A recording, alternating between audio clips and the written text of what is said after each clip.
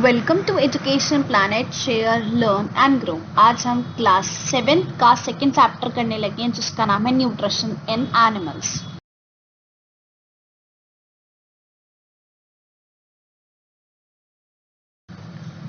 अब nutrition term को समझने की कोशिश करते हैं। इस टर्म को हम ऑलरेडी पिछले चैप्टर में डिस्कस कर चुके हैं।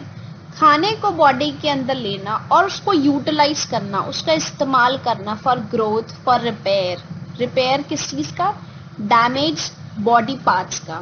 अब यहाँ पे न्यूट्रिशन एनिमल्स में स्टेप्स इन्वॉल्व होते हैं कुछ। पहला है इंजेशन, दूसरा डाइजेशन, तीसरा एब्जॉर्प्शन, चौथा एसिमिलेशन और पांचवा ईजेशन। ये कुछ 5 स्टेप्स होते हैं जो न्यूट्रिशन इन एनिमल्स में इन्वॉल्व होते हैं।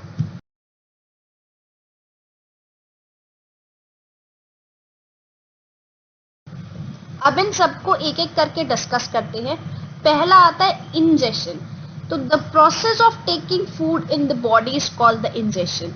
इंजेशन क्या कहलाता है? खाने को बॉडी के अंदर लेना। सिंपल सी डेफिनेशन है, खाने को बॉडी के अंदर लेना इज नोन एज इंजेशन। दूसरा टर्म आता है डाइजेशन। डाइजेशन का मतलब क्या होता है? खाने को हजम करना। तो जो लार्ज इनसॉल्युबल सब्सटेंस होते हैं, जो पार्टिकल्स होते हैं फूड के, उसको ये स्टेप जो है उसको वाटर सॉल्युबल सब्सटेंसेस में कन्वर्ट कर देता है, जो हमारी बॉडी ले पाती है, हमारी बॉडी डाइजेस्ट कर पाती है, ऐसे चीजों में वो कन्वर्ट कर देता है। तीसरा आता है एब्जॉर्प्शन। जो डाइजेस्टेड फूड होता है वो पास हो जाता है इंटेस्टाइनल वॉल्स पे ब्लड के थ्रू, उसको एब्जॉर्प्शन बोला जाता है। चौथा आता है एसिमिलेशन। एसिमिलेशन में क्या होता है? जो एब्जॉर्ब फूड होता है वो ब्लड सेल्स में चला जाता है। जितने भी हमारी बॉडी में सेल्स होते हैं, हर किसी सेल में वो घुस जाता है, वो चला जाता है, और उसकी वजह से ही हमारी बॉडी में एनर्जी होती है, एनर्जी आती है, ग्रोथ होती है और रिपेयर होता है। इस प्रोसेस को एसिमिलेशन कहा जाता है। लास्ट आता है ईजेशन, जो हमारा अनडाइजेस्टेड और अनएब्जॉर्ब्ड फूड होता है, मतलब जो वेस्ट प्रोडक्ट होता है हमारी बॉडी के लिए, वो बाहर निकल आता है, एक्सक्रीट आउट हो जाता है, रिमूव्ड हो जाता है हमारी बॉडी से। इस स्टेप को बोलते हैं ईजेशन। तो ये 5 स्टेप्स है: इंजेशन, डाइजेशन, एब्जॉर्प्शन, एसिमिलेशन और ईजेशन।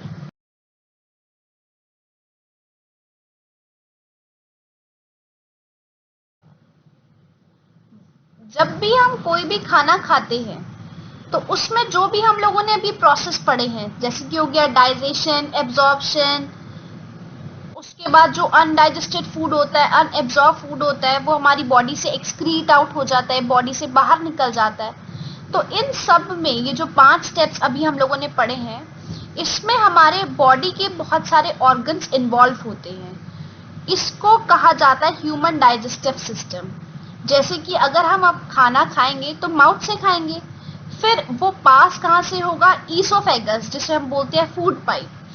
फिर उसके बाद वो स्टमक में चला जाएगा, फिर स्मॉल इंटेस्टाइन में, उसके बाद लार्ज इंटेस्टाइन में, और जो हमारा वेस्ट प्रोडक्ट है, जो अनडाइजेस्टेड और अनएब्जॉर्ब फूड है, वो ईजेशन प्रोसेस के मदद से एनस से बाहर निकल आएगा।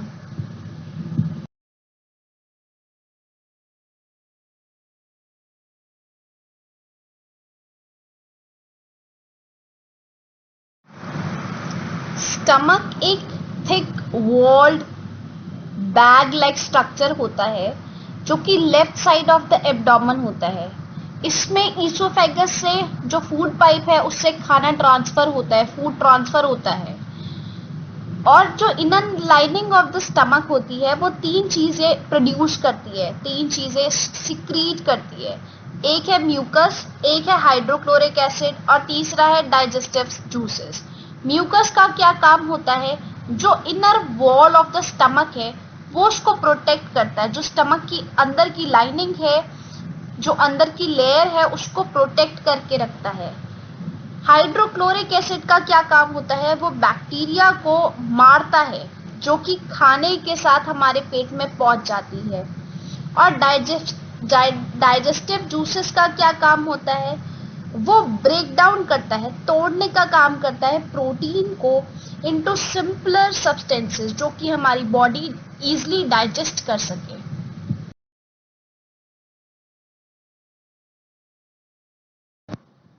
अब बात करते हैं स्मॉल इंटेस्टाइन की। स्मॉल इंटेस्टाइन की अगर लेंथ की बात की जाए तो ये लगभग 7.5 मीटर्स का होता है और इसमें कंप्लीट डाइजेशन और कंप्लीट एब्जॉर्प्शन खाने का हो जाता है।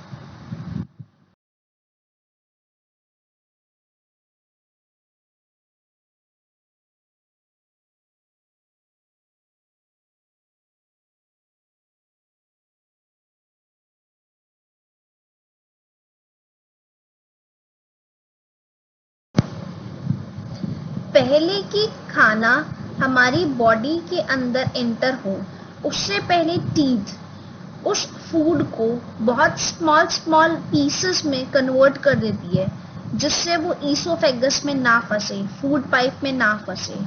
टीथ भी 4 प्रकार के होते हैं, इंसिजर्स, कैनन्स, मोलर्स और प्रीमोलर्स। इन सब के फंक्शंस अलग अलग होते हैं। हमारे जो एडल्ट मेन और विमेन होते हैं तो टोटल उसमें 32 टीथ होते हैं जिसमें से 16 अपर जॉ में होते हैं ऊपर की तरफ और 16 लोअर जॉ में होते हैं नीचे की तरफ, जिसमें से 16 में से 4 इंसिजर्स होते हैं, 2 कैनन्स, 4 प्रीमोलर्स और 6 मोलर्स ईच एक जॉ में।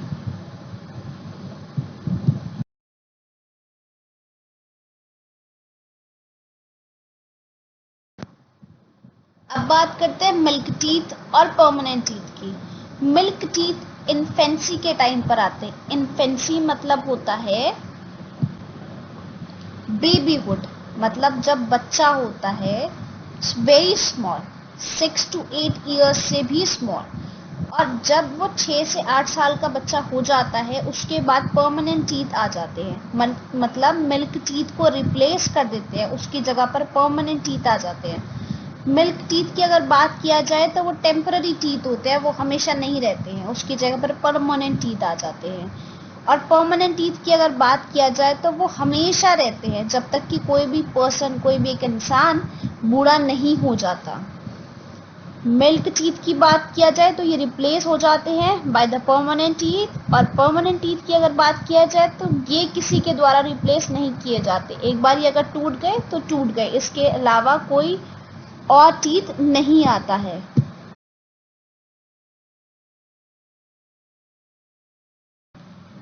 अब बात करते हैं टूथ डिके की। जैसे कि वर्ड से ही समझ आ रहा होगा, टूथ मतलब दांत और डिके मतलब खराब। ये एक प्रकार का प्रोसेस होता है जिसमें टूथ, जो हमारा दांत है, वो रॉटन हो जाता है। रॉटन मतलब खराब, due to the formation of cavities. Cavities का मतलब है होल्स इनसाइड इट और leading to the toothache. Toothache मतलब होता है दांत में दर्द। तो टूथ डिके एक प्रकार का प्रोसेस होता है जिसमें हमारे दांत खराब हो जाते हैं, सड़ जाते हैं और उसमें छेद हो जाता है, which lead to the toothache, जिसकी वजह से हमारे दांत में दर्द होने लग जाता है। अब इसको हम कैसे प्रिवेंट कर सकते हैं, हमें टूथ डिके ना हो, इसके क्या क्या चीजें हम कर सकते हैं, कौन कौन सी चीजें हम अवॉइड कर सकते हैं। तो पहला ये है कि रिनाइज। रिनाइज मतलब होता है कुल्ला करना।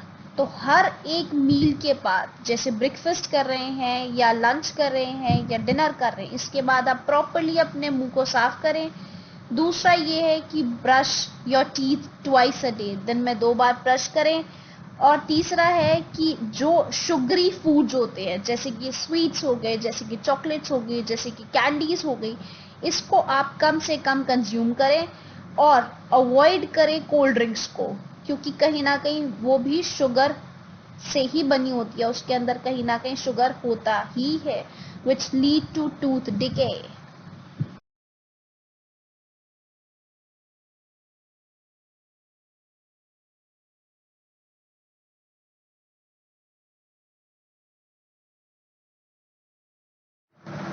अब बात करते हैं टंग के बारे में।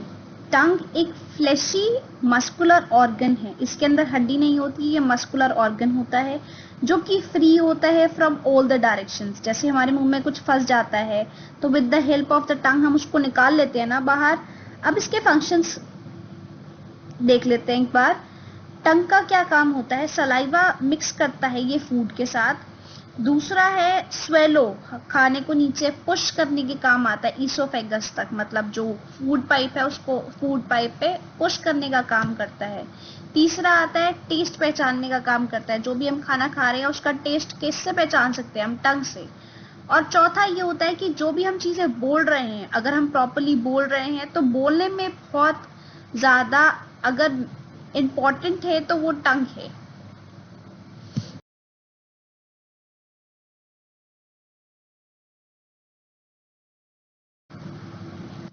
अब है डायरिया। डायरिया क्या होता है कि ऐसी कंडीशन जिसमें किसी भी इंसान के कंटिन्यूअस वाटरिंग स्टूल्स पास होते हैं। आप इसको कॉमन लैंग्वेज में लूज मोशंस भी बोल सकते हैं, जिसमें वाटर लॉस होता है, बहुत ज़्यादा पानी निकलता है बॉडी से और कंटिन्यूअस निकलता रहता है। डायरिया जो है वो डिहाइड्रेशन को लीड कर जाती है। जब डायरिया होता है किसी भी इंसान को तो वो डिहाइड्रेशन कॉज कर देती है। डिहाइड्रेशन का मतलब होता है loss of water in the body, पानी की कमी हो जाना किसी भी इंसान की बॉडी में।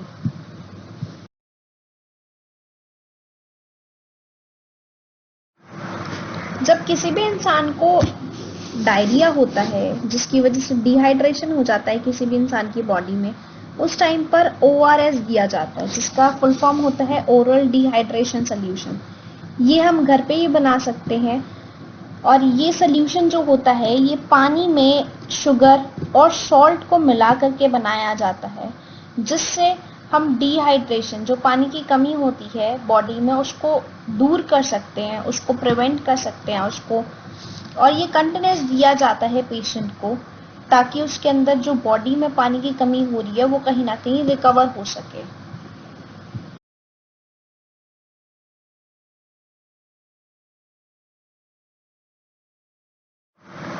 अब बात करते हैं उन एनिमल्स की जो ग्रास खाते हैं, उनमें डाइजेशन किस प्रकार का होता है। वो डाइजेस्ट करते हैं पार्शली फूड को, मतलब कोई भी अगर वो ग्रास खा रहे हैं, अगर खाना खा रहे हैं तो उस खाने को वो आधा खाते हैं। The partially digested food in the human of a cow is called the कड। बात की जाए अगर ह्यूमन की, तो जो ह्यूमन होता है, मैं आपको यहाँ पे बताती हूँ कि काऊ की अगर यहाँ पे बात की जाए तो काऊ का जो स्टमक होता है, जो पेट होता है, उसके 4 चैम्बर्स होते हैं। वो 4 कंपार्टमेंट्स में डिवाइडेड होता है। जो पहला कंपार्टमेंट होता है, पहला जो चैम्बर होता है, उसको र्यूमन बोला जाता है। तो ये जो पार्शली डाइजेस्टेड फूड है, जो आधा आधा पचा हुआ खाना है, वो र्यूमन में चला जाता है, जिसको हम बोलते हैं कड। और जो द प्रोसेस बाय विच अ कड इज ब्रॉट बैक। अब आपने अगर देखा होगा तो गाय हमेशा मुंह चलाती रहती है। क्यों चलाती रहती है? क्योंकि वो जो कड है, जो पार्शली फूड गया है ह्यूमन में, वो वापस आता है उसके मुंह में और फिर उसको वापस वो च्यू करती है, जिसको प्रोसेस का नाम बोलते हैं र्यूमिनेशन। और जितने भी ये एनिमल्स होते हैं जो कि कड को च्यू करते हैं, चबाते हैं, उसको र्यूमिनेंट्स बोला जाता है। फिर ये जो च्यू किया हुआ कड होता है, जो दोबारा फिर ये चला जाता है अदर कंपार्टमेंट्स में। जो भी पहले तो ह्यूमन पे गया पहले कंपार्टमेंट में, फिर उसके बाद जो अच्छे से च्यू किया हुआ खाना होता है फिर वो अलग अलग कंपार्टमेंट्स में चला जाता है।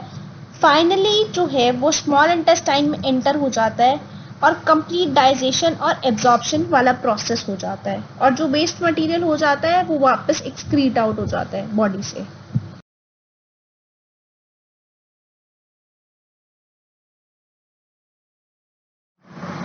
अब बात करते हैं अमीबा के बारे में। अमीबा एक माइक्रोस्कोपिक ऑर्गेनिजम्स है। इसको आप नेक्ड आई से नहीं देख सकते, with the help of microscope ही इसको आपको देखना पड़ेगा। और ये सिंगल सेल होता है, इसमें सिर्फ और सिर्फ एक सेल का बना होता है। इसकी कोई एक परफेक्ट फिक्स्ड शेप नहीं होती है।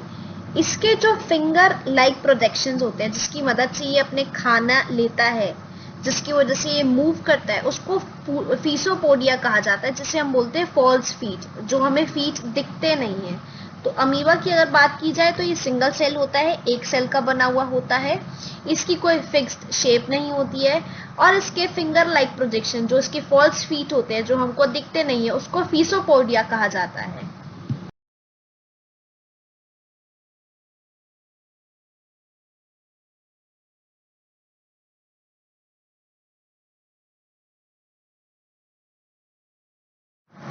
आई होप आपको ये टॉपिक्स क्लियर होंगे। इन केस आपको अगर कोई भी डाउट है, you can comment me down. Thank you so much.